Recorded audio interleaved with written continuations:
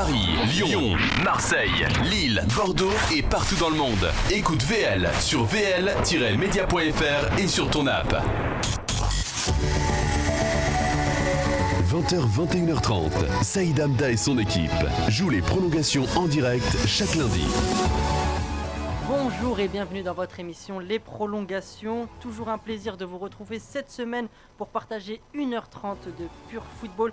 Pour m'accompagner ce soir, El Pistolero de Béjaïa, Sidi Yacine Ferguson. Comment ça va? Bonsoir Saïd. C'est un nouveau surnom que tu m'as trouvé La semaine dernière t'étais Sœur, là t'es Ouais. Sidi. Je vais te donner des signes distinctifs Moi, en toutes les langues. J'aime bien le pistolero parce que tu sais que je suis un pro Luis Suarez. Je te connais Donc, maintenant, je commence à t'apprécier. Ça m'attriste, son départ m'attriste, mais bon, on va faire avec et puis il se vengera. C'est le seul moment où je lui laisserai l'occasion de se venger contre le FC Barcelone. Tu vas nous parler d'un joueur aussi dans le Fergie Time en toute fin d'émission, Tout qui à est la fait. pépite en du plus, jour. un joueur qui devrait rejoindre le FC Barcelone prochainement parce que c'est dans les tuyaux. Il s'appelle Serginho Dest. Donc tu nous le présenteras en toute fin d'émission. Exactement. À tes côtés un nouveau, pour sa première, je vais pas le vanner. On ne dit pas première passe gratuite, on dit première émission gratuite. Pour tout ce qui est passe gratuite, il faut contacter Monsieur Ferguson Exactement. au c'est moi Purple qui Vitry-sur-Seine 9-4. délivre, hein. Ok.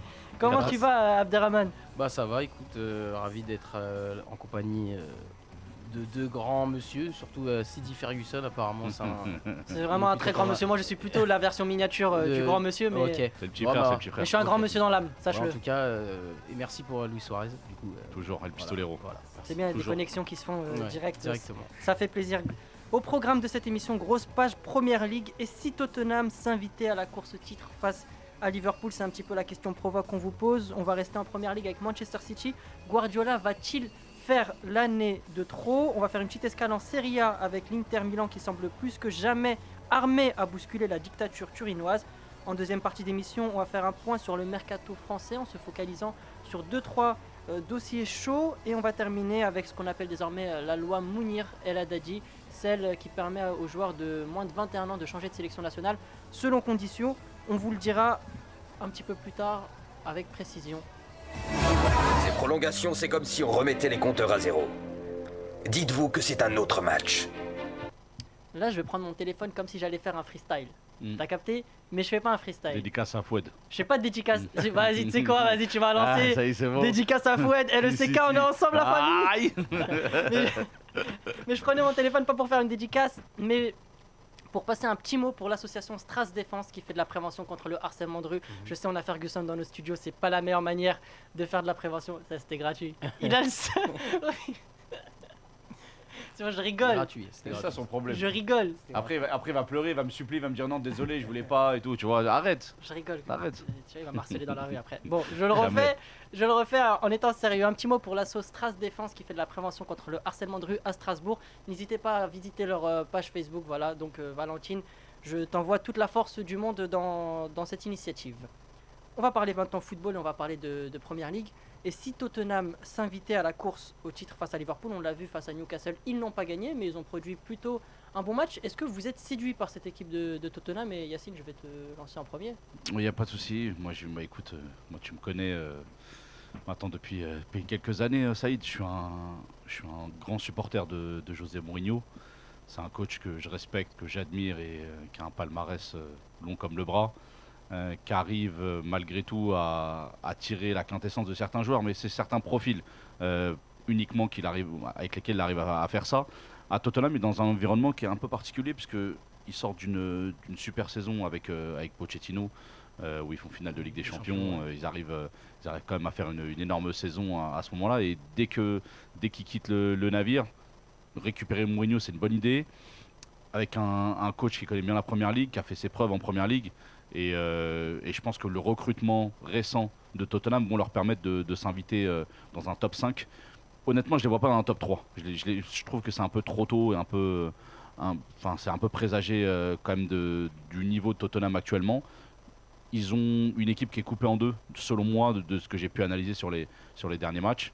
Un milieu de terrain qui a quand même quelques difficultés et qui a du mal à produire du jeu, mais avec leur attaque fantastique, parce que quand tu vas associer Gareth Bale au trio Lucas Moura, Son et Harry Kane, je pense que ça va faire des étincelles et défensivement ça ressemble à quelque chose d'intéressant.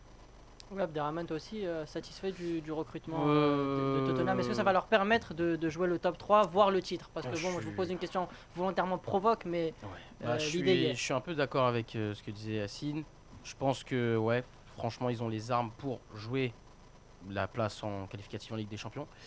Après, je pense qu'il leur manque encore peut-être quelque chose en plus que Mourinho n'a pas encore forcément trouvé. Mais après, on connaît Mourinho, hein, il n'enchaîne jamais 2 saisons sans rien gagner. Donc j'imagine que cette année, il va réussir peut-être à gagner un trophée. Après, comme l'a dit Yacine aussi, le fait d'avoir recruté Bale, un ancien du club, Justement, c'était la question que j'allais te donner. Est-ce que Gareth Bale, c'est pas ce petit truc en plus qui manquait à Tottenham? Faut voir. Parce que là, Après, actuellement, il est blessé, mais faut voir le Gareth Bale qui va revenir. Est-ce que ça va être le Gareth Bale, même si je pense que là, le fait d'être dans un bon climat qu'il aime et avec un club qui l'apprécie déjà, vu ce qu'il avait fait dans le passé, et voilà, qui avait porté Tottenham à lui tout seul quand Modric s'était en allé. Je pense que ça peut jouer sur son mental déjà, et puis après, faut voir aussi dans quel état de forme physique il va revenir. Mais après, c'est vrai que combiner un Gareth Bale en bonne forme avec un Son qui est éclatant, un Harry Kane qui commence de plus en plus à retrouver son niveau après sa blessure, et un Lucas Moura qui, même s'il est parti du PSG, continue aussi à montrer qu'il est présent en première ligue, ça peut être pas mal. Yacine, sur Gareth Bale, j'ai envie de t'entendre sur Gareth Bale. Est-ce que pour toi, Gareth Bale va faire la différence? Est-ce que c'est le joueur star un peu qui manquait à cette équipe, celui qui est un peu au-dessus de la mêlée? Oui, je pense que c'est le profil de joueur dont Mourinho raffole et dont je pense qu'il pourra s'appuyer notamment sur sa connaissance déjà du club de Tottenham, parce que c'est un ancien joueur et qui a marqué l'histoire de Tottenham. Il connaît bien la première ligue. Avec Mourinho, il connaît aussi bien le Real de Madrid, donc il sait dans quel environnement il s'est engagé. D'ailleurs, à l'époque, Mourinho disait que c'était lui qui voulait faire venir Exactement. Gareth Bale, et Gareth Bale est venu quand Mourinho est parti. Tout à fait. Donc il se retrouve quelque part. Exactement. Je pense que c'est un rêve C'est qu'il a une voulu destin, ouais. réaliser, et du coup effectivement, la coïncidence fait que ils se rejoignent actuellement à Tottenham. C'est un joueur expérimenté qui a énormément gagné, parce que on va pas rappeler le palmarès de Gareth Bale, mais il est de la grande épopée madrilène en Ligue des Champions. Il faut pas l'oublier non plus. Il a marqué des buts ultra importants. Je me souviens de son fameux retourné acrobatique en finale de Ligue des Champions évidemment. contre Liverpool, qui a quand même marqué l'histoire du club. Il revient à Tottenham dans son pays avec sa langue, donc il n'y aura pas de problème d'adaptation ou de réadaptation, que ce soit par rapport à la première ligue ou par rapport au style de jeu. Il est habitué à ça. Moi, j'ai juste, comme le disait Abderrahmane, juste un peu peur par rapport à sa condition physique. J'espère qu'il va revenir avec un bon état de forme. De toute façon, je fais confiance à Mourinho sur la prépa, mais je pense que ça va être le bon moment. Et on verra ce que ça donne. La saison, elle va prendre son tournant, comme d'habitude, pendant le Boxing Day. Donc on verra à ce moment-là, parce que Tottenham ne joue pas la Ligue des Champions, et je pense qu'ils ont besoin cette année d'avoir une grosse prestation en Première Ligue pour pouvoir faire la différence. Justement, je veux qu'on revienne sur Mourinho. Beaucoup de gens disent que la méthode Mourinho est morte, que Mourinho c'est un ancien qui n'arrive pas avec les jeunes joueurs. Est-ce que Mourinho, avec ce groupe qu'il a plus ou moins choisi maintenant, puisqu'il est là depuis un petit moment et qu'il façonne l'équipe à sa façon, est-ce que Mourinho peut redevenir le grand Mourinho d'antan? Ouais, je pense que bien sûr. Après, on connaît ses qualités, ça a fonctionné dans tous les clubs dans lesquels il est passé. Bon, après, avec Manchester, c'était un petit peu moins bien. Mais après, Il a quand même gagné une Europa League, Quand même, mine de rien. mine de rien, ça va. C'est quand même un bon petit trophée. Mais en tout cas, voilà, c'est que là, je pense qu'il a les cartes en main aussi. C'est ça, comme tu viens de le dire, le recrutement, il commence à avoir son recrutement. Ce qui fait qu'il n'a pas des joueurs forcément qui sont imposés. Et du coup, je pense qu'il va réussir à poser sa patte. Après, ça peut déranger certains, mais au final, ça a dérangé aussi pas mal de monde à chaque fois. Mais à chaque fois, il a réussi à performer et faire performer ses équipes. Justement, tu parles de sa patte, il y a un joueur qu'il ne veut plus, qu'il veut faire partir, c'est Dele Alli. Il l'estime un peu trop feignant, talentueux, mais un peu trop feignant. Est-ce qu'il a raison de se passer de Dele Alli ou pas? Dans le contexte actuel, je pense qu'il a raison. Pour la simple et bonne raison, c'est qu'il a besoin d'une équipe qui court, une équipe qui fait les efforts, une équipe qui abonde et qui va dans le même sens. Et en Première Ligue, il peut pas mettre en avant un joueur en particulier, notamment Dele Alli, aussi talentueux soit-il. Et je pense que dans son système de jeu, il n'a pas besoin d'un joueur comme ça, objectivement. C'est pas le seul joueur avec lequel il s'est frité ces derniers temps. Il y a aussi Serge Aurier qui veut faire Oui. partir, qui est apparemment Après, Dele dans Alli, les c'est tuyaux. le joueur qui a la plus grosse valeur marchande et peut-être celui qui qui est aussi un facteur X dans une équipe quand il est à son prime. C'est pour ça voilà, qu'on a parlé Tout de à lui, mais fait. c'est vrai que Serge Aurier Effectivement. est aussi concerné. Et il y a un troisième joueur aussi qui est concerné, mais qui lui a fait changer d'avis ces derniers temps, c'est Tanguy Ndombele, dont il ne voulait pas ces derniers Oui, temps il et veut pas qu'il a réussi à le réinstaller au milieu de terrain. Et voilà. Il est entré en jeu là en cours. contre Mourinho, ouais, Newcastle. exactement. Mourinho, c'est vraiment c'est qui tout double. Hein. C'est où t'accroches avec lui et Ou pas tu du fais tout. une grosse saison, ou t'accroches pas du tout et bon courage pour ta saison. Pour exemple, je prendrais Paul Pogba qui a eu du mal et pourtant qui est venu suite à la demande de Mourinho à United et qui n'ont pas du tout matché, que ce soit dans les entraînements ou dans les causeries d'avant-match. Pogba disait que c'était vraiment compliqué, qu'il ne comprenait pas du tout le message qu'il voulait faire passer. Donc Mourinho, c'est vraiment qui tout double. Hein. C'est où il fait une grosse saison avec Tottenham ou alors il s'écroule et il fera la même saison que l'année dernière. Est-ce que Tottenham a encore des trous dans son effectif? Je vois que Tottenham cherche encore un défenseur central. Actuellement, ils sont avec Sanchez et Alderweireld. Ouais. Est-ce qu'ils ont besoin à ce poste-là ou est-ce qu'ils ont besoin aussi à d'autres postes, selon toi? Moi, je pense que les besoins principaux de Tottenham, c'est au milieu de terrain. Au milieu de terrain, ils ont du mal. Ils jouent actuellement avec Lo Celso, avec Højbjerg, le Suédois, et Ndombele. Et c'est pas assez créatif. Ça manque vraiment de lien entre l'attaque et la défense. Je pense qu'il manque un joueur qui arrive à faire le lien entre les deux. Un style Van de Beek qui a été recruté par United United, ouais. ces derniers temps.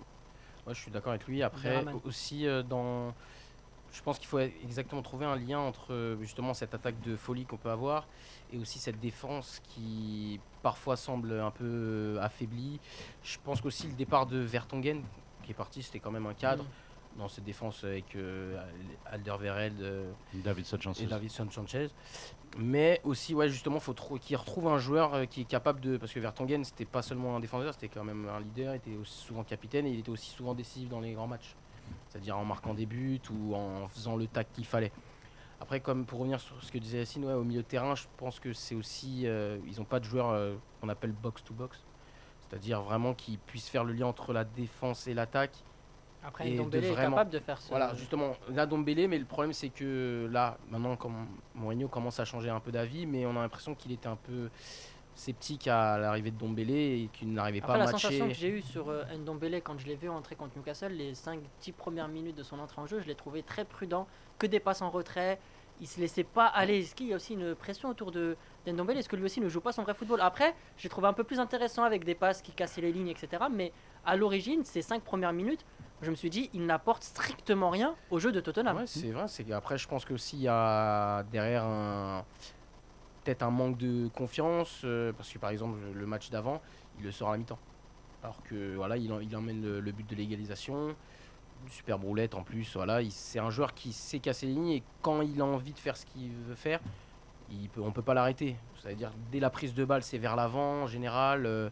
C'est très propre, il arrive bien à casser les lignes, mais là je pense que c'était justement peut-être le fait qu'il soit sorti Histoire de le match confiance. d'avant, histoire de confiance et de se rassurer dans un premier temps, puis après pouvoir monter en puissance au fur et à mesure du match. On parle quand même d'un joueur qui choisissait ses matchs du côté de Lyon. C'est-à-dire que lui ne C'est jouait vrai que les c'était gros une matchs. critique qu'on Exactement, lui- que qu'on dans lui les petits donnait matchs, souvent. il n'était pas là. Après, je sais pas s'il considère Newcastle comme un petit club ou Ouais. ce match-là comme Non, un après, petit il a club. été Mais c'est intéressant. vrai C'est qu'il- vraiment au début du match, je l'ai trouvé très prudent dans sa prise de balle. Vraiment, C'est sûrement- je fais la passe, sécurité, Tu sais, celle quand que tu je te ne perdrai retrouves- pas. tu sais, quand tu te retrouves Mais au après, il a fait placard. des passes très intéressantes. Oui, hein. tout à fait. Après, il a commencé à casser des lignes. Je pense qu'ils sont en train de trouver comme une entente avec Lo Celso au milieu de terrain. Dès qu'ils arriveront à faire ça, je pense que ce sera particulier, ce sera nécessaire. De toute façon, ils n'ont pas le choix. Ils sont obligés d'avoir un milieu de terrain solide, un milieu de terrain qui court, un milieu de terrain qui crée et qui arrive à trouver le lien entre les deux parties.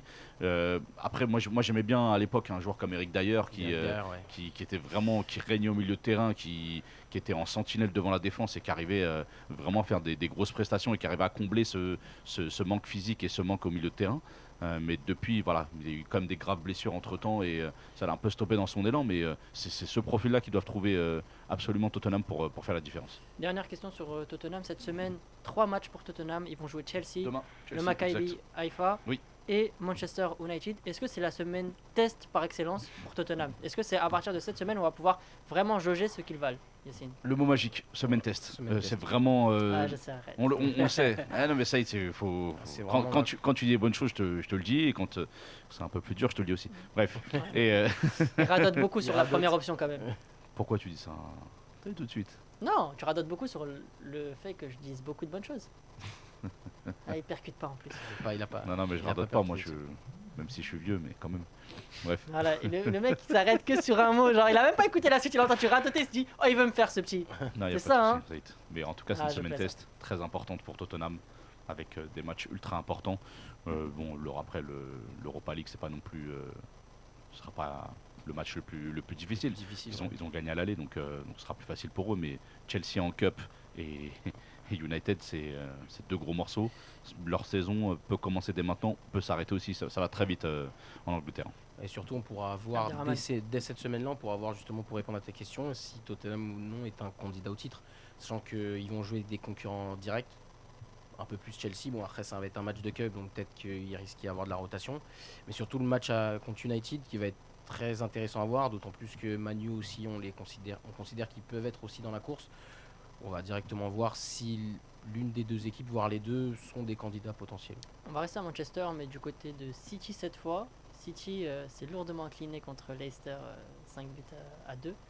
Est-ce que Guardiola va-t-il faire l'année de 3? Alors il faut que je rappelle que c'est sa dernière année de contrat qu'il n'a toujours pas prolongé parce que lui aussi ne le veut pas. Hein. Il dit que pour prolonger, il doit le mériter, Ouais. il doit gagner. Pour l'instant, il ne gagne pas. Est-ce qu'il va faire la saison de trop? Alors, je reviens aussi à l'épisode où, à un moment donné, City avait le fair play financier sur, sur ses épaules et toute cette pression-là. Et c'est vrai que ça a été une période difficile pour Guardiola parce qu'à un moment donné, il s'est dit peut-être que. Peut-être qu'il n'y a pas de Ligue des Champions. Exactement, à la clé. et que ça allait conditionner justement son avenir du côté de City. Maintenant que la situation a été réglée, c'est différent. Mais Guardiola, dans toutes les équipes qu'il a coachées, il a toujours eu cette notion de cycle, de cycle de 3-4 ans vraiment maximum, où il tire toute la quintessence de ses joueurs. Il arrive à vraiment presser comme un citron tous ses joueurs, et après ils finissent complètement épuisés et harassés de cette situation-là. Donc c'est pas évident de jouer pour Guardiola. C'est un style de jeu qui demande énormément d'efforts, même si on n'a pas l'impression, mais que ce soit dans les déplacements, au niveau de l'intensité, et puis la Première Ligue est réputée pour ça aussi. Je suis pas sûr que Guardiola reste une année supplémentaire. Il y a un contrat qui l'attend dans d'autres clubs. Je pense qu'il y a tous les clubs de Serie A qui aimeraient bien qu'il fasse la boucle et qu'il joue dans tous les grands championnats, qu'il coach dans tous les grands championnats, pardon. Et ensuite, on verra, mais je ne le vois pas rester une année supplémentaire à City. Abderrahmane, Je rejoins le l'année point de trop aussi. Je Je vais reformuler la question, on va être un peu plus clair. Est-ce que Guardiola peut se faire limoger cette saison? Je pense pas. Franchement, je pense pas. Après, l'Angleterre, tout est possible. Mais bon, je pense que pas. Il lui reste un an de contrat. Peut-être plus une en option si jamais il y a titre au bout. Mais je pense que, comme Yacine, c'est bientôt la fin d'un cycle. C'est qu'il tire le maximum du potentiel qu'il peut tirer des joueurs. Je pense notamment là, par exemple, au petit Phil Foden. Il disait que c'était le meilleur jeune qu'il ait entraîné dans sa carrière. Un crack. Il est vraiment très très C'est fort. pour ça qu'il le fait énormément jouer là. Ouais, il est très très fort et je pense que voilà, il essaye de leur faire franchir un cap. Le cap ultime étant de remporter cette fameuse Ligue des Champions qui leur court après depuis quelques années. Voilà. Bon là, malheureusement, Depuis la création du Depuis, club, ouais. ils n'ont jamais gagné. donc Quelques c'est vrai années que est c'est- est un grand euphémisme. Ah oui, voilà. très cher. j'ai été gentil sur le quelques années. Mais voilà, mais surtout que on sent que la méthode, la patte, les joueurs l'appliquent, mais au bout d'un moment, ouais, comme disait, l'intensité. Il y a des matchs que, voilà, par exemple, hier, au moment où il suffit qu'il y ait une pièce qui vrille, et c'est voilà, toute l'équipe qui part en cacahuète, et voilà, ça prend 5 buts derrière. Après, les joueurs, je pense qu'aussi, il y a la fatigue qui joue, il y a eu de nombreuses blessures, peut-être que des joueurs aussi n'assimilent pas forcément le système, ou peut-être que c'est trop dur pour eux. Mais je pense que, voilà, Guardiola, ça va être probablement sa dernière année. À part s'ils réussissent à gagner avec des champions cette année. Mais voilà. La question que je vais vous poser, est-ce que c'est la méthode Guardiola qui est défaillante ou est-ce que c'est un effectif pas assez équilibré par rapport aux objectifs de Manchester City qui pose problème? Honnêtement, Saïd, moi je pense que l'effectif de City est équilibré parce que presque tous les postes sont doublés. Enfin, je ne vais pas faire la liste de tous les joueurs et Bien sûr. de chaque poste, mais bon, actuellement il y a quand même pas mal d'absents. Je sais que John Stones est actuellement absent, pardon, il joue plus beaucoup. Au milieu de terrain, il y a quand même des manquements.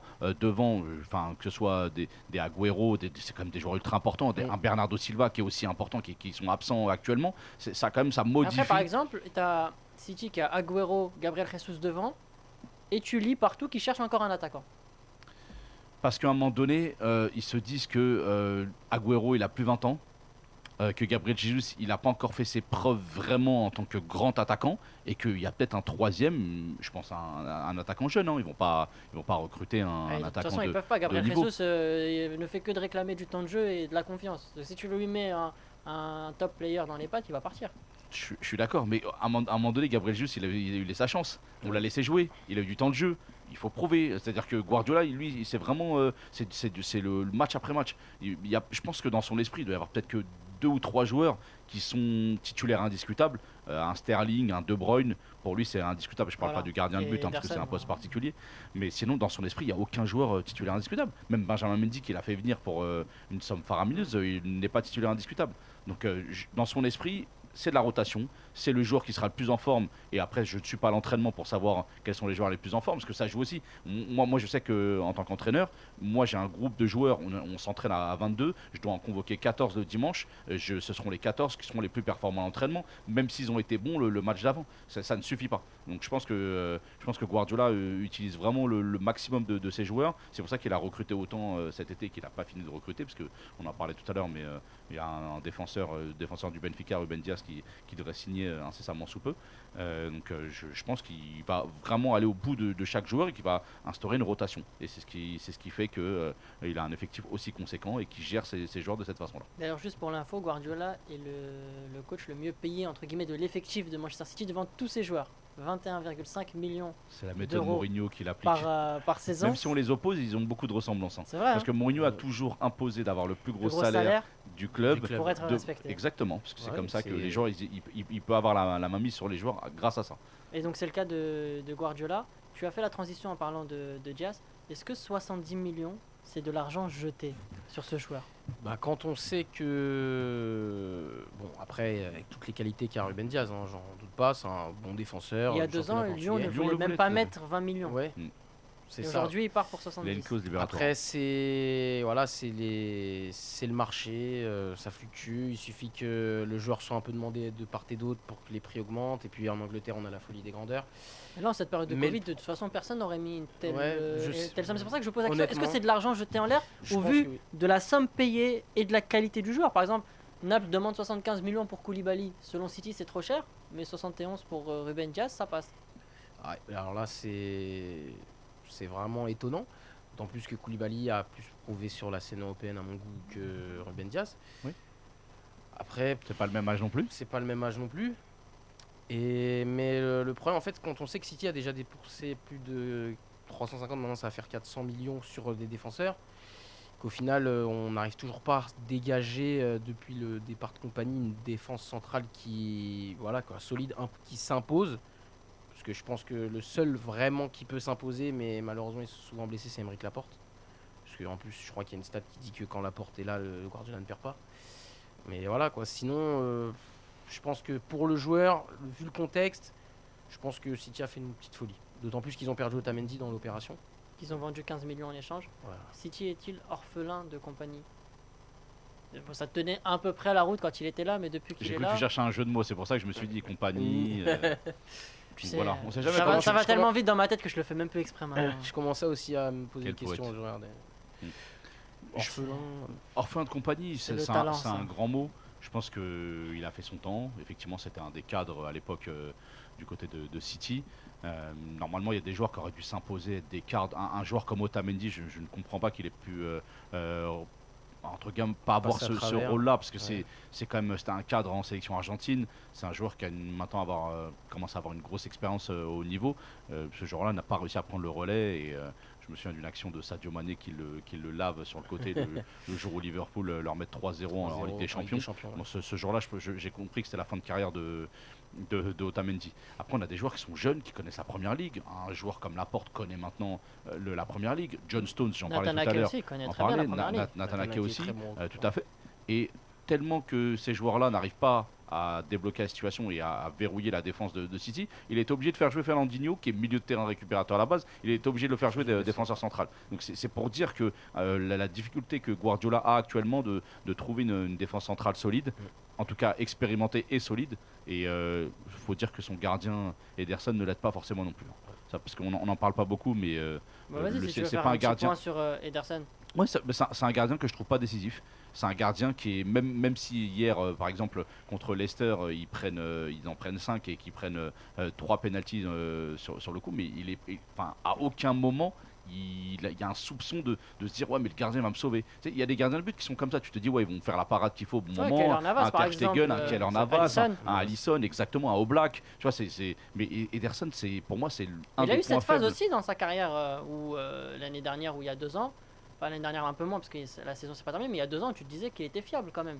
L'année où ils font 100 points, je te dis mais quand même que tu. Il est fiable mais parce que la tu pars défense sur La un défense gardien parce que la solide. défense est un peu plus fiable et parce que qu'il tout marche pour concédait roule dans moins l'équipe. d'occasions et qu'il a peut-être un peu moins de travail à faire. Du coup, il était un peu dans l'ombre et on remarquait moins ces erreurs-là. Il en faisait Ouais. peut-être une dans la saison, mais ça coûtait pas énormément de points ou peut-être qu'il le faisait quand il menait 3-4-0 et que du coup, c'était pas extrêmement visible. Sauf que là, sur la dernière année, hein, je parle de City, il y a énormément d'erreurs d'Ederson, que ce soit des erreurs de relance au pied, des erreurs sur sa ligne. Je prends pour exemple le match Ligue des Champions contre Lyon où il est responsable sur les 3 buts, donc ça fait quand même beaucoup.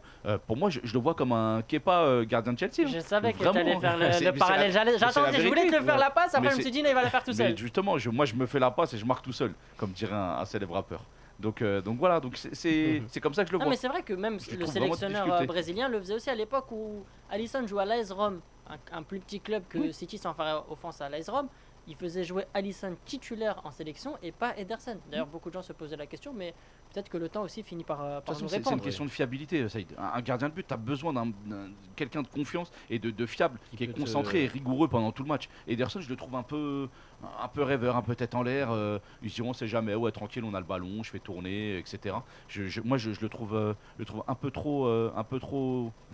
Vraiment un peu trop. Ouais, c'est plus Pas Ce assez serait le rigoureux. point faible de C'est pas City. un- Ah, on va mettre les grands mots. Est-ce Ederson, que c'est le point faible de Manchester City? Non, je Il a pourrais quand pas. même coûté très cher à City. C'est un grand mot, mais il est pas forcément son équipe comme disait. Il est pas assez décisif. Ederson, quand on parle d'Ederson, par exemple, si je te dis Oblak, tu vas penser à parade décisive, à Alisson, parade décisive. Alors qu'Ederson, dès qu'on va te parler d'Ederson, c'est jeu au pied. Ah, il a un pied de ouf, il la met super loin. C'est pas un gardien qui tu vas te dire ah ouais Ederson, il fait peur quoi. Il fait pas peur en fait. C'est que là au fur et à mesure le temps passe, c'est comme il dit, on a l'impression qu'il est là pour être parce qu'il faut quelqu'un dans les buts et que voilà c'est avant tout plus un joueur de champ qu'un gardien de but. Tu vois pour le jeu de Guardiola j'ai l'impression. Franchement, honnêtement, Yacine, si je après, on va regarde. passer à la Ligue 1. Ouais, si je regarde tous les gardiens de première ligue, je suis même pas sûr de le mettre dans un top 5. Honnêtement, je mets un Lloris au-dessus. Je mets- Alisson. Ouais, je mets Alisson Lloris, largement Alisson, au-dessus. Je mets un Kasper Schmeichel largement Ouais. au-dessus. Dean Même Henderson. David Herrera, et pourtant il en fait des Mhm. erreurs, hein, mais il est souvent décisif. Oui. C'est pour ça que je parle pas Herrera, trop il y de a lui. Dean Anderson. Ouais, Dean Anderson, qui est Je qui a mettrais fait Nick cette Pope. année. Bien sûr, Nick Pope, excellent. Tout à fait. Non, mais J'adore on a quand même des gardiens, bons des gardiens, gardiens performants. Même Bert Leno, le gardien d'Arsenal, d'Arsenal, ouais. je trouve meilleur qu'Ederson. C'est pour te dire quand même qu'il est dans un top 3 de Première Ligue, qu'on n'est pas un gardien aussi exceptionnel. Mais bon, après, ça reste mon avis, personnel et j'espère pour lui qu'il va se ressaisir parce que sinon, Guardiola serait Après, capable de recruter à un City, il n'y gardien. a pas de gars. Enfin, c'est Caballero derrière. Non, Caballero, Non, c'est- Caballero, il est à Chelsea. Chelsea, pardon. C'est qui le deuxième gardien de.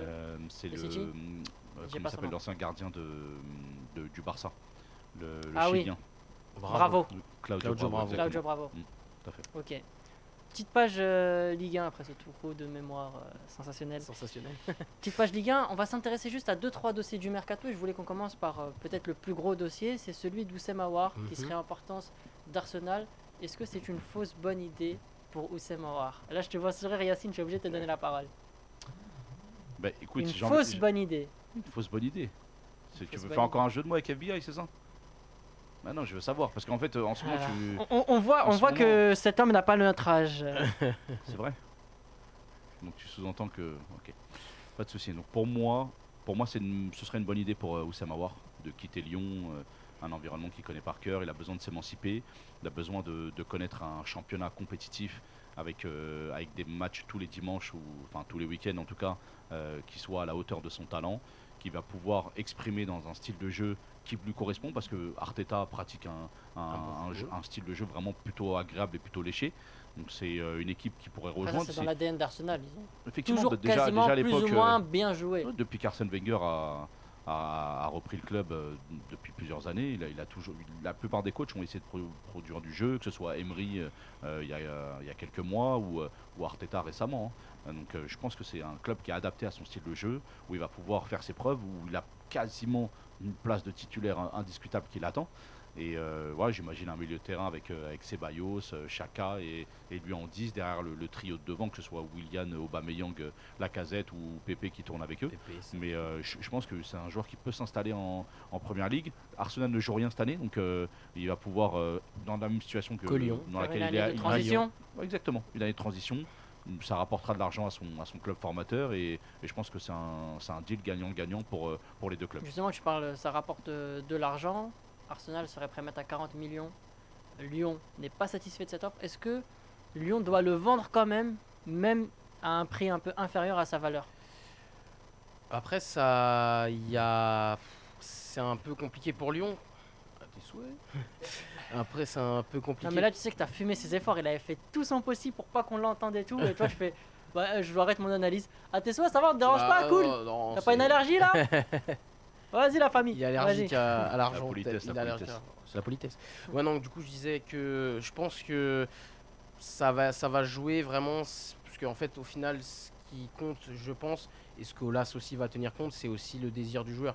S'il y a vraiment le désir de partir, d'autant plus que Lyon et Olas a toujours été dans le fait de bien montrer que voilà, la formation lyonnaise fonctionne, donc voilà, de toujours partir en bon terme avec les joueurs, comme il a pu le faire avec Karim Benzema. Si Aouar va le voir, il lui dit voilà, écoute, je veux partir, je veux un nouveau défi Arsenal. Il a toujours dit ça, Jean-Michel Aulas, qui voulait garder des très bons contacts avec les joueurs qu'il envoyait, que ce soit Lacazette, Tolisso. Voilà. Toujours. C'est pour ça, donc du coup, je pense que au bout d'un moment, ils vont pas pouvoir refuser 10 000 offres. Donc je pense que 40 millions, c'est déjà très bien, d'autant plus qu'on connaît le contexte, que Lyon n'a pas peut-être aussi n'a pas envie de faire des efforts financiers pour le retenir, parce que je pense que Aouar va commencer à être gourmand, parce qu'il commence à prendre du poids, c'est le vice-capitaine de l'équipe, derrière Memphis, voilà. Et je pense que, pour revenir à ta question de c'est une fausse bonne idée, je pense que c'est une bonne idée, puisque voilà, Arsenal c'est quand même un grand club d'Angleterre, c'est un bon club européen. Faut pas oublier aussi qu'à la fin de l'année prochaine, sachant que là il joue rien, ça peut être une année de transition, mais surtout qu'il va être peut-être plus vu pour le côté international, puisqu'il y a l'Euro à la fin de l'année. Et je pense que le fait de jouer à Arsenal, dans un club déjà qui a une histoire avec les Français, dans un club où il y a déjà beaucoup de Français, il y a Guendouzi, il y a Lacazette, il y a même Saliba qui vient d'arriver, avec des joueurs aussi de Ligue 1, ça va lui permettre de s'acclimater un peu plus vite. Est-ce que c'est pas un club qui manque d'ambition? Parce qu'Arsenal, à moins que je ne sois pas informé, ne jouera pas forcément le titre cette année. Est-ce que c'est pas un club qui manque trop d'ambition pour avoir? Non, je pense que c'est un club qui va lui permettre déjà de s'épanouir un peu plus, d'être dans un nouveau climat, de découvrir un nouveau championnat, un championnat qui est quand même un peu plus attractif que la Ligue 1, ou avec un coach qui aime bien la philosophie de jeu, que peut proposer Aouar, avec beaucoup de courses répétées, beaucoup de possessions, des bons systèmes de jeu, etc. Mais aussi, d'un côté, voilà, ça va lui permettre, je pense, d'être encore un peu plus visible et de gagner un peu plus en expérience. Yacine, je t'ai vu sourire quand j'ai posé cette question sur Oui, parce l'ambition que- d'Arsenal. Justement, parce qu'en fait, quand on en a parlé avant l'émission d'ailleurs, entre nous, en off, ça veut dire que dans ton esprit, tu considères que Arsenal est à un niveau inférieur à Lyon. C'est ce qui m'inquiète surtout venant de ta part, Saïd. Moi, mon travail ici, je suis Oui, c'est de poser désolé. des questions. C'est de poser des de faire questions. des transitions. Le jour Et où tu veux que je te donne mon avis, je me mets à ta place et je te mets le roost. Mais ça me dérange pas, donc en fait on va le faire J'adore les aujourd'hui. Donc on va le faire aujourd'hui, on va faire un mercato, tu vas prendre ma place, je vais prendre ta place, je vais continuer la présentation de l'émission comme tu le fais si bien, et tu vas répondre à ma place. Du coup, parce que, non, en fait, je sais que moi dans mon esprit, Tu Aouar, sais quoi, vas-y, on le s'est fait. rejoint. Moi ça me dérange Vas-y, pas, va. pas de soucis. On enchaîne alors. Ok, vas-y, viens. Ah, c'est bien, il y a du mercato en direct. c'est bien. Ouais, des fois j'aime bien C'est relever les nickel, défis comme c'est ça. nickel. Ok, donc j'ai une question, à te Dites-moi poser, tout. Saïd, puisque justement ça m'intéresse, ton avis m'intéresse. Qu'est-ce que tu penses d'Arsenal en termes de visibilité, en termes de renommée? Est-ce que tu considères que c'est un grand club ou une grande institution, ou alors tu considères que c'est un club intermédiaire dans lequel les joueurs doivent faire leurs preuves? Non mais je serais fou de nier, de dire qu'Arsenal n'est pas un grand club, de par son histoire déjà. Mais pour moi, aujourd'hui, à l'instant T, Arsenal est un bon club de Première Ligue. Est-ce que c'est un club de Première Ligue qui joue pour le titre? Non. Est-ce que Aouar a intérêt à aller dans un club qui a une ambition mesurée? Peut-être que ils avaient des problèmes avec leur stade.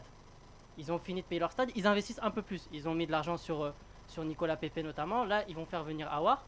Mais moi, si je suis Aouar, est-ce que je quitte Lyon pour aller à Arsenal au risque de me priver d'un club avec plus d'ambition, notamment de gagner la Ligue des Champions? Comme tu l'as précisé, Arsenal ne joue pas la Ligue des Champions. Lyon non plus, tu me diras.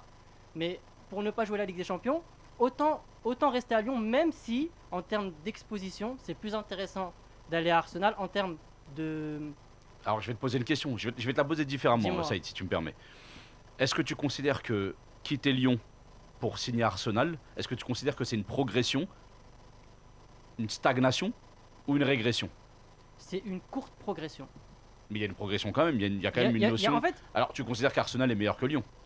oui, Tu considères que la Première Ligue est meilleure que la Ligue 1? mais en fait, tu peux pas me poser que des questions secs comme ça. Parce que si tu me dis, j'ai envie de grimper sur l'échelle, mais tu me dis, je monte que d'un étage, alors que si j'attends un peu, je peux monter de 5 étages, je vais te dire, je vais préférer être patient. Aouar est jeune, il faut pas tout mélanger. En plus, à 1 an de l'Euro, tout à l'heure, Abderrahmane l'a dit, quitter Lyon à 1 an de l'Euro, c'est un risque. Parce que si il n'arrive pas à s'ancrer dans cette équipe d'Arsenal, et qui, par exemple, il ne joue pas, il compromet Mais fortement sa place à l'Euro. la Alors vie- que Didier Deschamps s'est enfin réveillé à l'appeler. Mais Pour là, moi, c'est un risque qui ne vaut pas la chandelle. Saïd, la vie est faite de risques, on est d'accord. Très clairement. Moi je vois Arsenal comme un tremplin. Ce ne sera pas la destination finale Oui. pour avoir. Je le vois comme un tremplin. Comme l'a fait par exemple un Samir Nasri à l'époque. Ouais, j'allais penser Il a à Samir quitté Nasri. l'Olympique de Marseille pour signer Arsenal. Et Mais ensuite à l'époque, Arsenal. Arsenal jouait plus le haut tableau, jouait la Ligue des Champions, ce qui n'est pas le cas d'Arsenal d'aujourd'hui. Oui, mais justement, moi je pense que l'objectif cette année d'Arteta et du board d'Arsenal, c'est d'être dans le top 4 pour jouer la Ligue des Champions. Je pense que le recrutement a été fait en fonction de ça. Et je pense que Aouar rentre dans cette logique de recrutement et qu'ils vont vouloir viser le top 4 comme un Everton a fait un recrutement de telle façon à intégrer un top 5 Sauf au qu'il y a moins. beaucoup d'équipes qui ont fait ce recrutement-là, et il n'y a que 4 places. Donc c'est un risque, encore une fois, pour Aouar qui, pour moi, ne vaut pas le coup. Si je suis Aouar, je préfère patienter et taper un top club directement et essayer. En fait, comme Corentin Tolisso. Tolisso, il allait directement au Bayern de Munich. Alors, tu me diras, il joue pas tout le temps, mais au moins, il est dans un top club. Aujourd'hui, il a une Ligue des Champions et il joue un petit peu. Je suis Aouar, je n'ai pas envie de me bloquer à Arsenal. Arsenal, c'est un club malheureusement qui ne gagne pas de titre. C'est un club qui ne va pas jouer la Ligue des Champions. Alors oui, certes, il y a une progression. Je ne veux pas te Et dire est-ce l'inverse. que ton Avec discours. Arteta, qui était milieu de terrain à l'époque, il va apprendre, il va bonifier son jeu. Il n'y a pas de souci là-dessus. Mais est-ce qu'aujourd'hui, quitter Lyon pour Arsenal, c'est une réelle progression sur son plan de carrière, sachant qu'il a 23 ans, qu'il y a un Euro dans 1 an et qu'il peut perdre sa place alors qu'à Lyon, il est cadre, il est capitaine adjoint? Je suis pas certain du bienfait de l'opération. Ok, j'ai une question pour Abderrahmane. Ouais. Si tu le vois pas Arsenal, Aouar, Ouais. tu le vois dans quelle équipe? Là, franchement, honnêtement, Pour qu'il y ait une progression, pour que mettre en lumière l'idée de Saïd. bah moi Dans déjà, quel club tu le vois? bah, franchement, Arsenal, ça serait un très bon tremplin. Moi, je trouve que c'est un très bon tremplin. Après, là, je ne peux pas te dire, parce qu'on a entendu des choses comme quoi, par exemple, Guardiola le voulait à City. Mais je pense que même aller à City, dans tous les cas, ça aurait été un risque. Parce que même si c'est un top club, à 1 an de l'Euro, comme tu dis, ça peut être un risque. Mais après, je me mets à la place d'Aouar. J'entends ta version. Ça peut être un risque de partir. Je préfère rester à Lyon. Mais d'un côté, c'est possible qu'il fasse son année à Lyon et au final, il n'y ait pas de prolongation de contrat. Que Lyon, même s'ils ne jouent pas de Ligue de Coupe d'Europe, ils ne sont pas conditionnés pour les grands matchs dans toute l'année. Et au final, il termine encore 5ème de Ligue 1. Il fait une saison moyenne. Et ça, Et c'est au pas final- problématique, il sera en fin de contrat, il pourra partir librement Oui, partout. Mais Ça après, pose je- pas du tout de moi, problème, ça lui laisse même plutôt le choix quand tu vois Oui, mais des le jeunes problème, comme Tanguy c'est Kouassi que la qui signe cote- au Bayern de Munich. Quand t'es gratuit, ça t'ouvre un champ de possibilités C'est vrai, incroyable, mais et en plus tu Tanguy peux mais la négocier Kouassi- ta et cote une peut- grosse prime à la et ta cote signature, peut payer. et en plus tu peux négocier ta place dans l'effectif. Tu vas arriver début de mercato, c'est pas tu t'ancres à la fin ou je sais pas quoi, suis tout de suite d'accord. tu mets les bases. Mais sinon, je vais te parler, Mais c'est t'auras qu'en perdu fait, un an. T'auras peut-être perdu. T'auras peut-être pourquoi perdu perdu un an. Le gars, il a 23 ans. Faire une année en Ligue 1 supplémentaire, t'appelles ça perdre une année? Mais comme Fekir a perdu un an quand il est resté Non, de Fekir, la c'est même façon. différent. À un moment Fekir, donné, il allait signer. Enfin, il Non. était très convoité par il était Liverpool. convoité par Liverpool. Liverpool l'a pas signé parce qu'il avait des problèmes au genou. Justement, c'est pour ça que je te La dis ça. réalité, elle est là. Il a pas perdu un an. Il a pas eu le choix. Et c'est très différent le cas de Fekir. Fekir avait une blessure, c'est pour ça qu'il est pas parti. Maintenant, si tu me dis que demain, Liverpool, ils veulent signer Aouar, je trouverais ça plus ou moins intéressant, sachant que maintenant qu'ils ont pris Thiago, je serais lui, j'irais pas. Mais Après, dans c'est- l'idée, s'ils n'avaient pas signé Thiago, pourquoi pas là? On est dans un club ambitieux, un club qui veut gagner la Ligue des Champions, un club qui veut gagner la Première Ligue, un club qui veut être sur le devant de la scène, où il y a une place pour toi dans l'effectif. Et là, je te dis, franchement, Aouar, vas-y. Donc, si je suis ta logique, il pourrait signer au Paris Saint-Germain. Et tu trouverais ça logique qu'ils suivent cette clairement. cette voie-là. Très clairement. Non, mais Pour moi, c'est Aouar, l'idée. si tu me dis, il y a Arsenal d'un côté, il y a le Paris Saint-Germain de l'autre, je lui dis, mais 1000 fois, Oussem, va au Paris Saint-Germain. T'as une équipe qui ambitionne de gagner la Ligue des Champions. Déjà, tu vas gagner une Ligue 1. Bon, c'est toujours ça dans l'armoire à trophées. Mais en plus, tu as une équipe qui ambitionne de gagner la Ligue des Champions. Tu vas jouer avec des joueurs qui vont te faire progresser. Verratti, il va t'aider à progresser. Tu vas jouer avec d'autres internationaux français. Tu vas jouer avec Neymar. C'est quand même une chance inouïe. Mais tu vas pas jouer la première ligue. Mais Moi, je tu vas pense pas que le jouer à la paramètre, Première Ligue. Mais le paramètre qui fait la différence, c'est la ouais, je pense première qu'il ligue. fait- il Je fait- pense il fait que la c'est- différence. dernière chose, en fait, quand tu me dis il va pas jouer la Première Ligue, il signe pas un CDI au PSG. Donc oui, il va pas jouer la Première Ligue. Mais il va rester quoi 2, 3, 4 ans au PSG, ensuite il pourra partir. Surtout si le PSG gagne la Ligue des Champions, c'est contrat rempli, je peux aller où je veux. Donc non, pour moi il perd pas de temps. Et Paris c'est un très bon tremplin. Et déjà en termes d'adaptation, il change pas de pays. Pour moi c'est très équilibré et c'est très équilibré aller à Paris. D'accord. Très bien. Merci pour ton avis. Allez, Saïd. récupère ta place On va maintenant. pouvoir Ouais. faire un échange. Changement. On devrait faire plus souvent ça. Ça m'amuse un petit peu, C'est pas mal hein, de se mettre à notre ça place. va. Tu me jugerais comment? Je suis pas mal. C'était pas mal, franchement, t'avais des bons arguments et tout, tu mettais bien. Lui les ça mains se voit, il comme veut garder sa place dans l'émission. Ouais, tu vois, ouais, t'es chaud ma gueule. Commence pas à mentir. Ouais, en tout cas, juste pour conclure sur Aouar, moi je pense que le risque, ça vaut le coup de le prendre. Franchement, ça vaut le coup parce qu'Arsenal, c'est une équipe qui a l'air d'être ambitieuse dans le jeu déjà cette année. Ils ont déjà remporté déjà le Community Shield cette année, la Cup en fin d'année dernière. Et que voilà, c'est quand même Arsenal, c'est un club historique en Angleterre. Et puis voilà, moi je pense que ça peut être vraiment En quelque tout chose de cas, une chose est sûre, c'est qu'on ne nous mettra pas d'accord ce soir en tout cas sur la question. On a d'autres joueurs à questionner. Jorginho, est-ce que c'est le joueur qu'il manquait à Paris? Je pose volontairement la question de cette manière-là. Yacine, Vous voulez que je commence. je te lance. Très bien. Jorginho, je pense que c'est le profil qui ne correspond pas du tout, mais vraiment pas du tout, aux besoins de Paris. Je ne parle pas du style de jeu.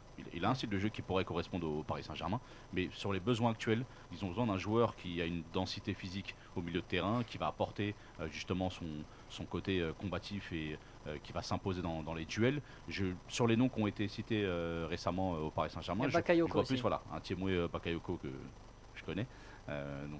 Moi, je Tu veux le trop vois plus. placer ses potes. ouais, Non, c'est pas que je veux les placer, c'est de la que pub. déjà c'est pas mon pote, je sais pas parce que je connais quelqu'un que je suis ami avec lui, mais j'en ai parlé avec lui en plus récemment et c'est vrai que je le vois bien dans ce contexte-là du Paris Saint-Germain, un joueur au milieu de terrain qui a une très bonne qualité de relance courte et qui a la possibilité de s'intégrer au milieu de terrain rapidement, qui n'aura pas de problème d'adaptation, il est originaire de la région parisienne, donc ce serait plus C'est un facile. rêve pour lui de signer C'est- à Paris. Effectivement, tout à fait. Mais je vais nuancer, ces dernières années il était plus en difficulté. À Chelsea, à Monaco, moi de ce que j'ai vu sur ces derniers passages dans ces deux clubs-là, j'ai des réserves sur lui au PSG. Pour moi, est-ce qu'aujourd'hui il va plus apporter qu'un Herrera? Est-ce qu'il va plus apporter qu'un Gay dans le jeu?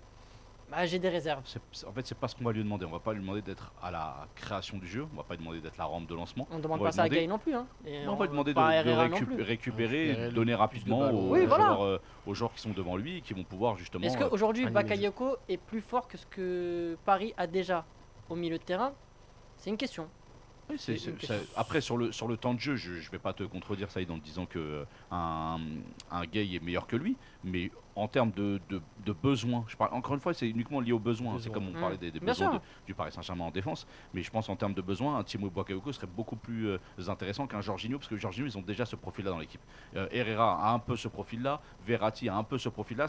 C'est un joueur qui est un petit qu'on appelle ça les registas en Serie A. C'est joueur à l'ancienne qui joue juste devant la défense, qui distribue le jeu comme Pirlo le faisait Et Paris n'a pas besoin de ce style de joueur-là. Et je pense pas que Jorginho, qui sera encore une individualité supplémentaire, va s'adapter au collectif. C'est pas du tout sa façon d'être. Il est à Chelsea, il est bien implanté. Moi, je verrais plus un N'Golo Kanté, par exemple, dans ce profil-là. Bien Voilà, c'est qui est vraiment plus, qui peut devenir indispensable au Paris Saint-Germain s'il quitte Chelsea.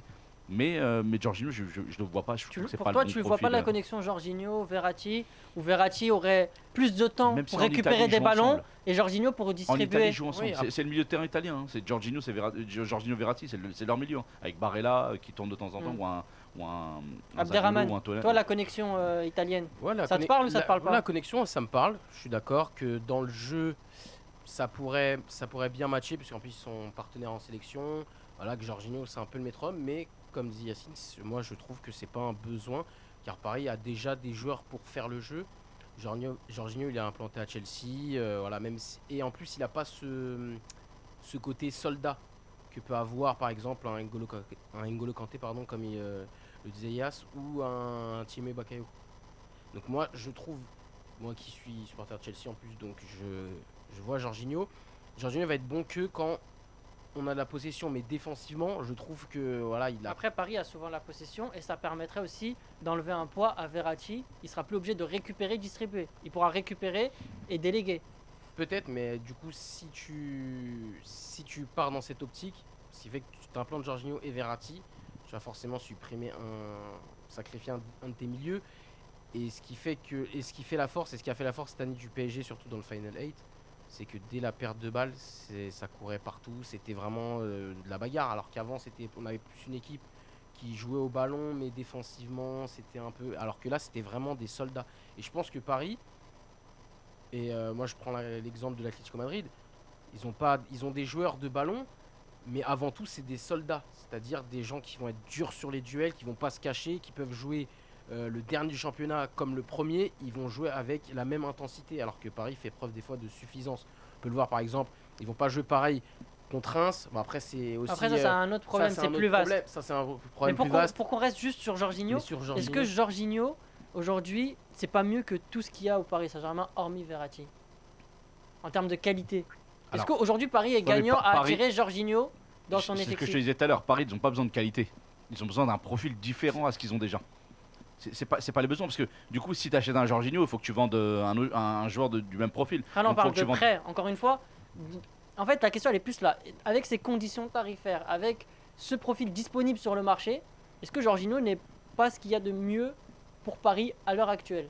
À l'heure actuelle, mais j'aurais pu te dire la même chose il y a un mois. C'est-à-dire que pourquoi pas prendre un joueur comme Arturo Vidal qui va apporter un autre profil. Ah, ou un mais autre moi type de je jeu. te suis Il y a un mille joueur, fois. qui va pas beaucoup jouer cette année à l'Inter, un joueur comme Nainggolan. Pourquoi ne pas le recruter Mille et fois. avoir. Je te suis C'est mille pour fois, ça. là. Mais donc, Après, N'Golo, son hygiène de vie, je suis pas sûr que ça colle à Paris. Mais... Jorginho, c'est pas top non plus. Hein. Oui, mais c'est pas connais N'Golo. Je connais pas les millions de vraiment, mais il sort du Parc des Princes, il s'en grille une. c'est possible. Mais Verratti aussi. Donc Verratti aussi. du coup, c'est pour ça que je te dis, voilà, peut-être ils vont se faire une soirée grillée, hein, une soirée grillade. Mais Au moins, on sera invité par Ferguson et ça, c'est cool. le Purple, c'est ça Exactement. ça commence à faire des dédicaces. Ok, pas de souci. Tranquille. Dédicace à Gian d'ailleurs qui nous écoute. Hein, Mets la donc, caméra sur donc Wam. voilà. Du Bisous, coup, Gian, ça me fait grandement plaisir que tu regardes notre émission. J'ai jamais eu un Yacine aussi joyeux, aussi jovial. Et ça, si tu pouvais regarder toutes les semaines, tu me ferais grandement plaisir, Gian. Allez, bisous. Merci pour la dédicace. Mais de rien. Et du coup, un Jorginho, c'est un joueur qui existe déjà. C'est un profil dont on n'a même pas besoin. Je pense que je suis le Paris Saint-Germain, je ne vais même pas recruter ce type de joueur. Je vais prendre un joueur robuste, je vais prendre un joueur qui va apporter sur les coups de pied arrêtés. Je vais prendre un autre profil. On parlait de Kanté, on parlait de Non, en Bakayoko. fait, on cherche quelqu'un qui c'est- va remplacer Marquinhos quand il jouait 6. Oui, par exemple. Globalement. Des soldats. Voilà, ou un joueur qui a à peu Quelqu'un près qui va le mettre même du profil physique, que Paredes, mais un peu plus physique que Paredes. Ouais. Parce que Paredes, ils l'ont aussi, c'est un profil qui est différent de Verratti. Mais ils ont aussi ce joueur. Et d'ailleurs, Di Maria disait récemment que Paredes, il ne comprenait pas pourquoi il jouait pas plus souvent, parce que c'est un joueur qui apportait sa dimension physique et qui c'est un joueur qui avait la possibilité de casser des lignes par sa qualité de passe. Il peut casser Donc, des lignes, des jambes aussi. Oui, Je aussi, suis assez bon, d'accord c'est- avec Di Maria. On va passer au dernier sujet. On est obligé d'avancer. On va parler de la loi Mounir El Haddadi. Elle a été votée très juste, hein, 209 voix pour, Non, 209 voix contre et 211 11 pour. pour. Ouais, c'était Donc du- ça s'est pas joué à grand chose. En c'est gros, short. pour vous la faire courte, la loi Mounir, après 2 ans de bataille juridique, les règles vont changer. Les sélections nationales vont avoir plus de mal à bloquer un joueur binational avec quelques minutes de jeu distillées par-ci, par-là. Je dis bien avoir du mal car il faut être précis, il y aura 4 grandes conditions. La première, le joueur ne doit pas avoir plus de 3 matchs avec sa première sélection. Il doit être âgé de moins de 21 ans lors de sa première sélection. Il ne doit pas avoir été sélectionné durant au moins 3 ans à partir de sa dernière sélection. Et le joueur ne doit pas avoir pris part à une phase finale de Coupe du Monde ou un tournoi continental avec son ancienne sélection. Ce qui fait que ça limite grandement Ah, il a- les possibilités. Toujours est-il que Mounir El Haddadi rentre dans le champ des possibilités. Alors pourquoi la loi Mounir? Parce que lui, il a fait un recours, il avait joué un match contre la Macédoine en 2014 avec l'Espagne, il avait joué 13 petites minutes, ce qu'il avait condamné à ne plus pouvoir changer. Il avait voulu jouer la Coupe du Monde avec le Maroc, ce qui avait été refusé par la FIFA, confirmé par le tribunal arbitral du sport. Aujourd'hui, la question a été réétudiée de nouveau et on lui a donné raison. Yacine, est-ce que c'est une révolution dans le foot? Bah, déjà, une loi qui porte le nom d'un joueur, c'est quand même assez rare. Donc voilà, on parlait d'Arem Bosman, maintenant on parle de la loi Mounir. Ça veut dire qu'il fera jurisprudence et qu'il pourra, en tout cas j'espère, bénéficier de cette jurisprudence rapidement et qu'il sera convoqué surtout avec la sélection du Maroc, puisque c'est quand même ça le plus important. S'il arrive à répéter ses prestations avec le FC Séville actuellement, je Il pense a que été ça très pourrait appuyé être... par Lechka, qui est président, Fawzi Lechka, qui est président de la Fédération royale marocaine, Exactement. qui s'est battu à ses côtés avec vigueur et force. Tout à fait. Donc je pense que Vaïd Yazdik sur le prochain rassemblement des équipes Bah, franchement, nationales. s'il n'y est pas, c'est avoir que- fait tout ça pour Ouais, je ça, pense que là c'est vraiment de l'orgueil algérien, Ouais, voilà. mais côté marocain. Je... J'adore le typique. tu sais, le contrer comme ça, ça quel plaisir. Moi, Quoi. je t'ai toujours bien aimé, Saïd, pourtant. Moi aussi je t'aime Tu vois, beaucoup. tu vas être obligé C'est de l'amour. de réveiller les démons qui sont à l'intérieur de moi, que je renferme depuis Bon des allez, années. tu passes tes menaces, hein. allez on avance.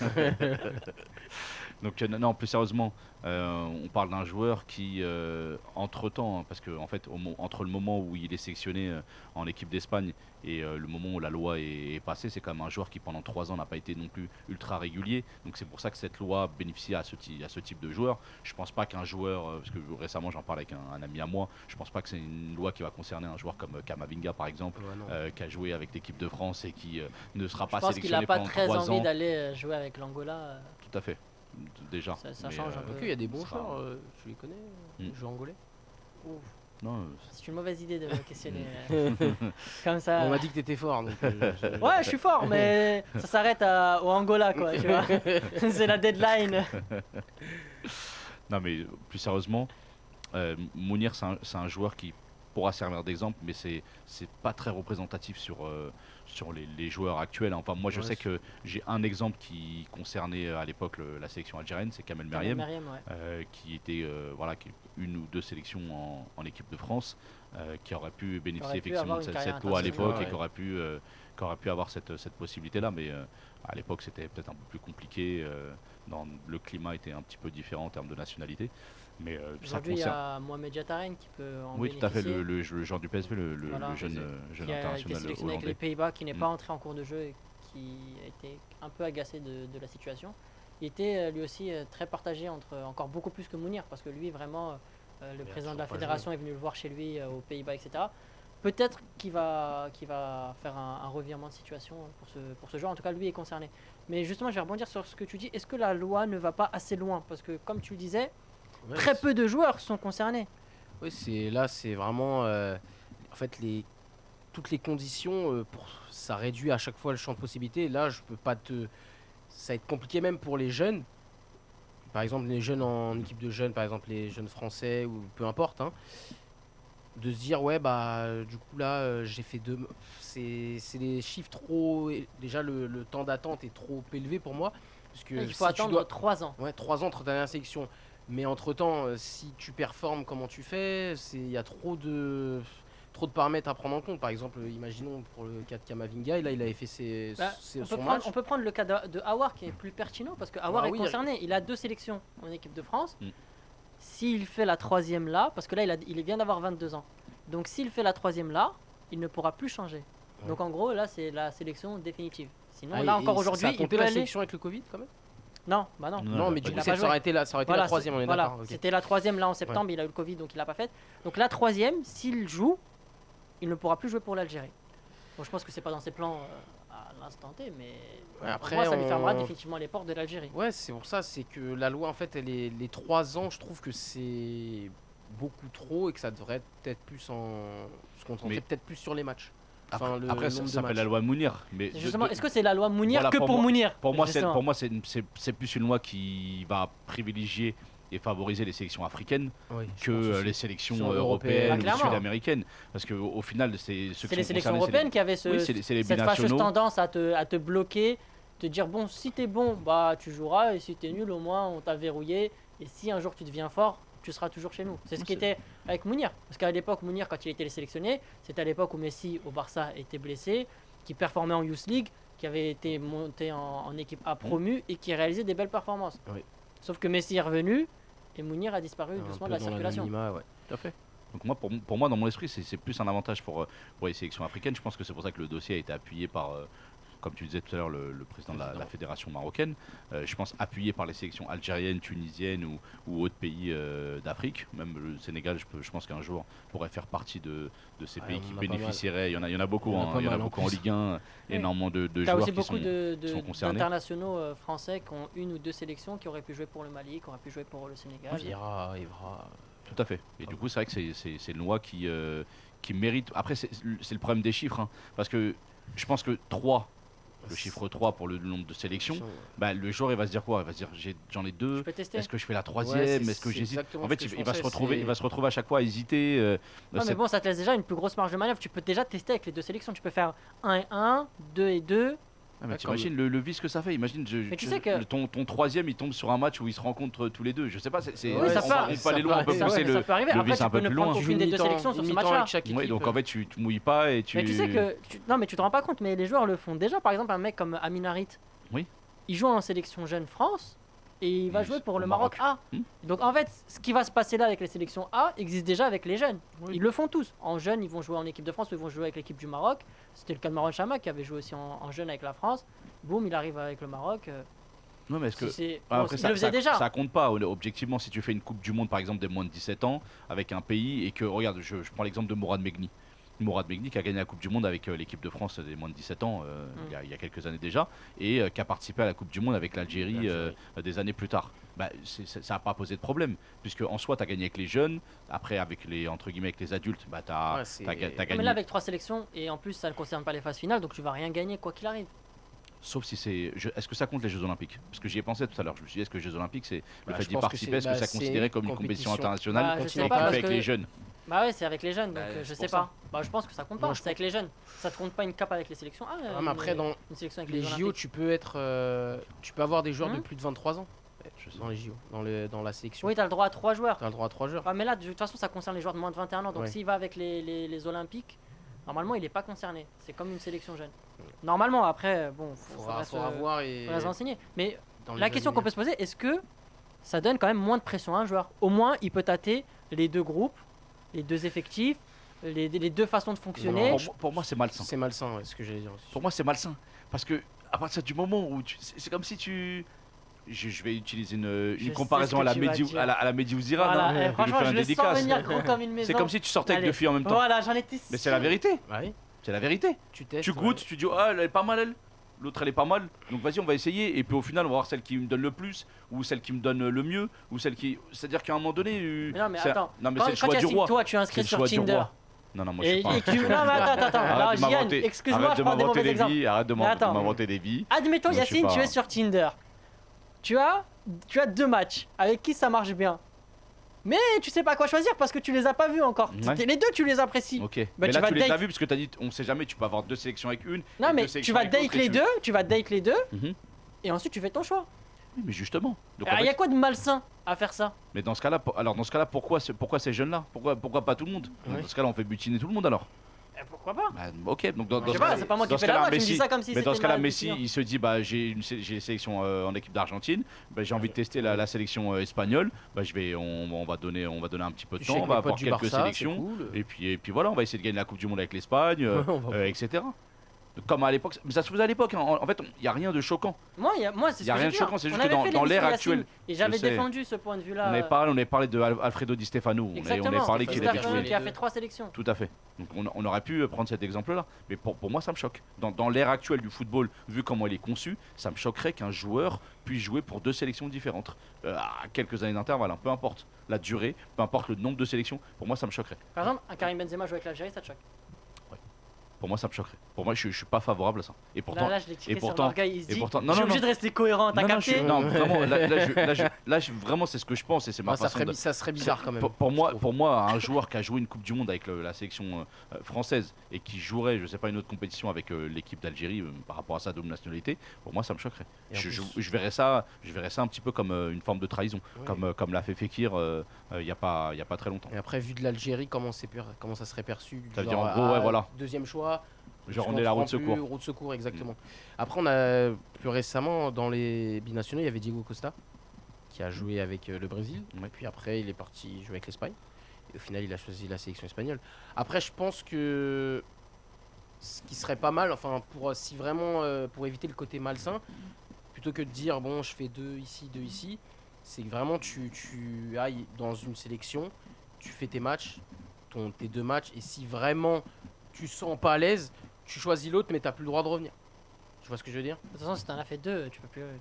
Voilà. Mais en soi, c'est vraiment de tester. Si tu testes et tu vas dans l'autre, il n'y a plus de retour en arrière. Parce que même pour après, vis-à-vis du sélectionneur, ça peut passer pour. Après, le sélectionneur n'est pas obligé de t'appeler aussi. Donc, Ouais, s'il t'appelle, aussi. c'est en toute connaissance Si. de cause en même temps. Bon, Exactement. on n'impose rien à personne. Faut dire ce qu'il y a. Non, mais il y a des sélectionneurs qui pourraient être vicieux en se disant je vais lui donner sa 3e sélection avec ce pays-là, comme ça je le verrouille et il pourra pas signer pour. Ouais, mais après, au pour bout d'un avoir- moment. C'est Oui, vicieux, c'est mais- quand même- oui, je t'ai c'est dit, bien c'est sûr. la limite du chiffre. Mais Et pourquoi exactement. 3? Pourquoi 3? Pourquoi pas Ça 5? pourrait Pourquoi pas 10? cinq, C'est pourquoi pour ça pas à sept, chaque c'est pour fois ça. on. Pourquoi 3? on Mais bon, pousse. au bout de 3 fois, au bout d'un moment, il faut bien que la décision soit prise. Oui. Donc bon, si tu as fait 3 sélections, alors c'est beaucoup plus difficile de bloquer un joueur au bout de 3 sélections. Alors peut-être qu'ils vont être gentils avec lui. Les 3 premiers matchs, ils vont le faire jouer, ils vont le mettre bien, et après ça va être terminé. Mais au moins, là, t'as quand même plus de recul plutôt que de faire jouer. Il y a des joueurs, Mounir El Adel c'était 13 minutes, mais il y a des joueurs c'est 3 minutes.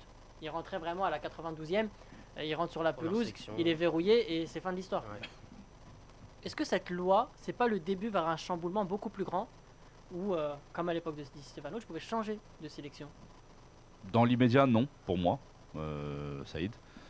Mais je pense Et à que terme dans 15-20 ans, Dans 15-20 ans. on en Dans les entendra parler. années à venir, je pense. La question se posera.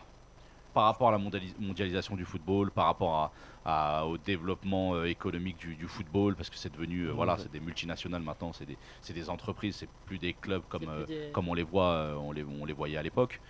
Donc je pense que ce sera un sujet à discussion. Et puis on a eu un autre débat aussi par rapport aux sélections. Est-ce qu'il y aura toujours des sélections dans le futur ou est-ce que elles disparaîtront?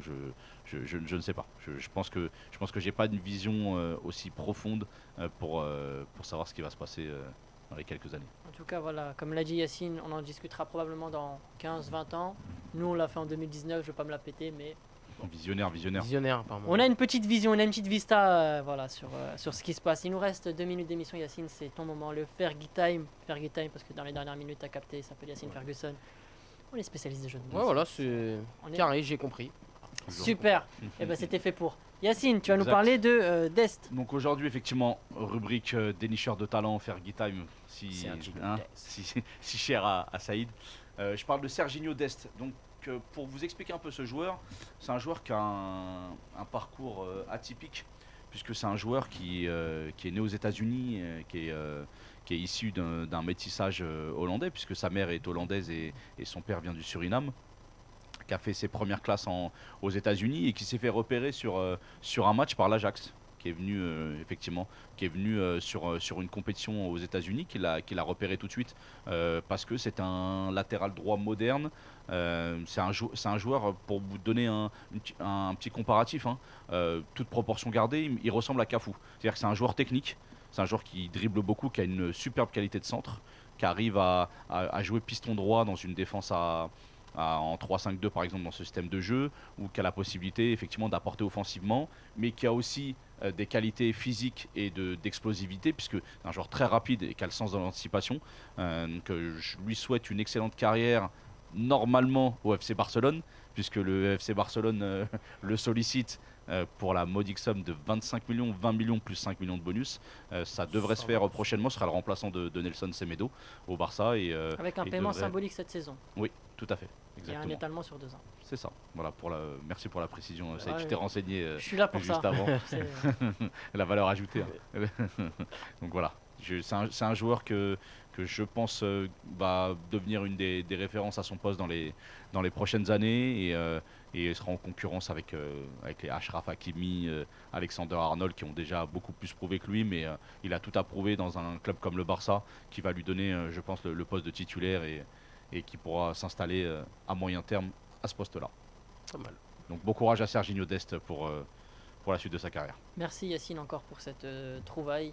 On te retrouve la semaine prochaine pour une nouvelle trouvaille. Hein. En tout cas, merci de nous avoir suivis lors de cette émission. Nous avons Avec été plaisir, ravis Saïd. de vous accompagner pour parler football. On fera l'Inter Milan et la Serie A la semaine prochaine avec la Liga aussi qui revient en force. Pourquoi on s'appelle les prolongations, Yacine?